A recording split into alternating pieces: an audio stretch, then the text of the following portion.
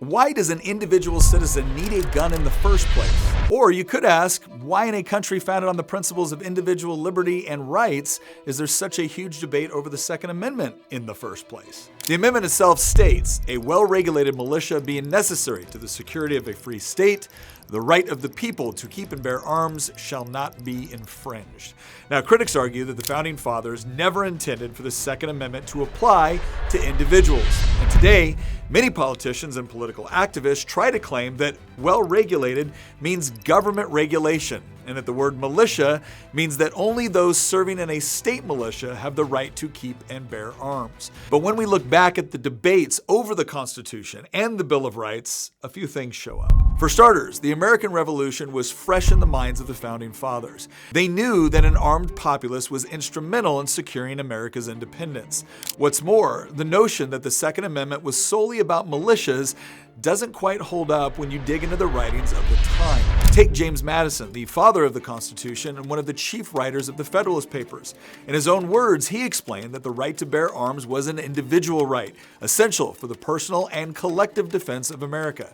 And he wasn't alone. George Mason perhaps said it best when he said, "Who are the militia? They consist of the whole people, except a few public officers." And what's more, there are literally dozens of similar quotes from the men who debated and ratified the Constitution and Bill of Rights.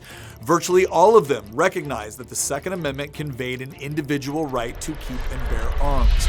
The reason for this is actually quite simple. Because the Founding Fathers recognized that rights are, by their nature, something that only individuals can exercise. Because many of the same politicians who claim that the Second Amendment doesn't protect an individual's right to keep and bear arms also believe that some rights only belong to groups of people. But the concept of group rights runs into some major problems, because it suggests that a group collectively holds rights or privileges that an individual cannot have. But this just begs the question, if a group of people can collectively hold rights that an individual doesn't have any claim to, then where on earth did the right come from in the first place? Consider this. When we talk about the freedom of speech, religion, or assembly, we don't frame them as group rights. These rights belong to individuals, and their exercise within the law doesn't infringe on others' rights.